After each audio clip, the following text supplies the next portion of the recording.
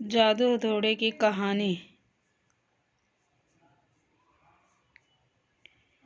मनसा गांव में एक लोहार राम गोपाल रहता था।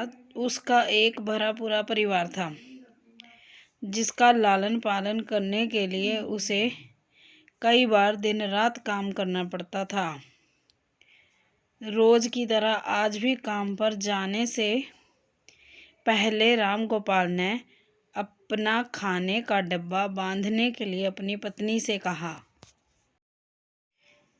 पत्नी जब डिब्बा लेकर आई तो राम गोपाल ने, मुझे आज आने में देर हो जाएगी, शायद मैं रात को ही आऊं।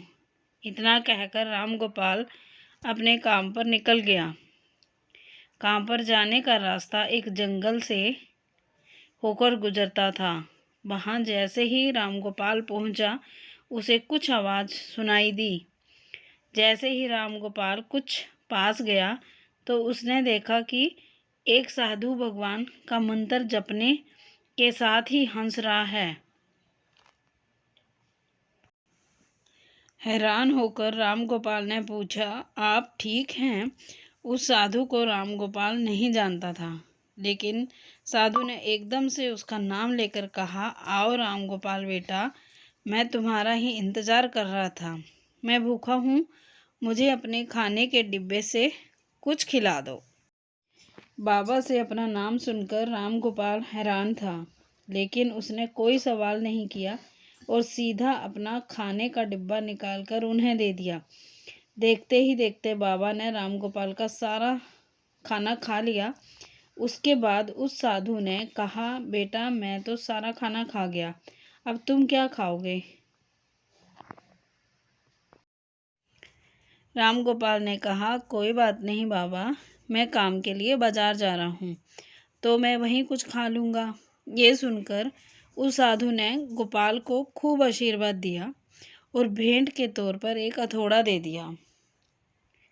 राम गोपाल ने कहा, आपका आशीर्वाद काफ़ी है, मैं इस हथौड़े का क्या करूँगा, इसे आप ही रखिए।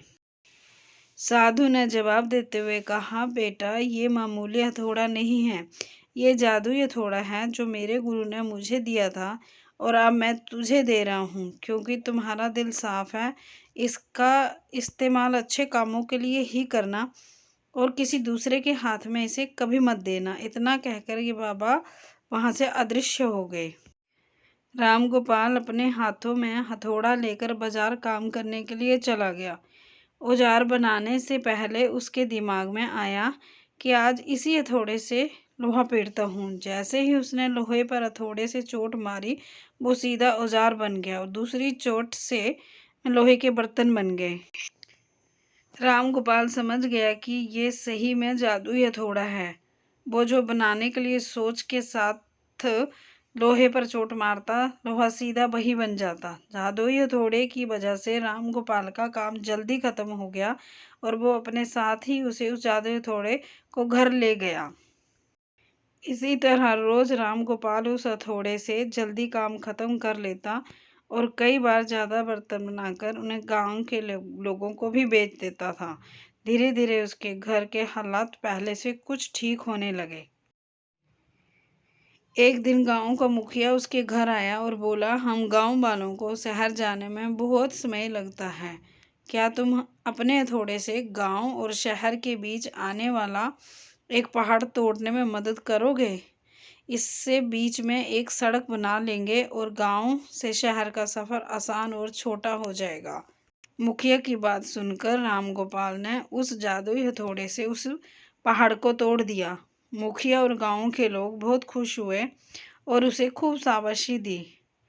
पहाड़ तोड़ने के बाद घर लौटते समय लोहार के मन में हुआ कि इस जादुई हथौड़े से मेरा काम जल्दी हो जाता है, लेकिन कुछ ज़्यादा फायदा तो हो नहीं रहा है। इसी सोच में डूबे हुए लोहार घर जाने की जगह दुखी होकर जंगल की तरफ चला गया। उस जंगल में वही साधु बाबा लोहार को दोबारा दिखा। लोहार ने उन्हें अपने मन की सारी बातें बता दी। साधु ने कहा, इसका उपयोग सिर्फ औजार और बर्तन बनाने व पहाड़ तोड़ने तक सीमित नहीं है, इससे तुम अपने मन का कुछ भी बना सकते हो और किसी भी कठिन चीज़ को आसानी से तोड़ सकते हो। राम गोपाल ने अच्छे से साधु बाबा से उस जादुई हथौड़े का इस्तेमाल करने का तरीका सीखा। उसके बाद राम गोपाल ने बहुत धन कमाया। आज राम गोपाल एक अमीर आदमी बन गया है। अभी भी वो जब भी ज़रूरत महसूस होती है उस जादू हथौड़े का इस्तेमाल कर लेता है। कहानी से सीख, चाहे कोई वस्तु हो या दिमाग, इनका इस्तेमाल पूरी तरह से करना चाहिए। साथ ही अपने पास मौजूद सामान का मोल समझना जरूरी है। व्यर्थ हताश होने से काम नहीं बनता।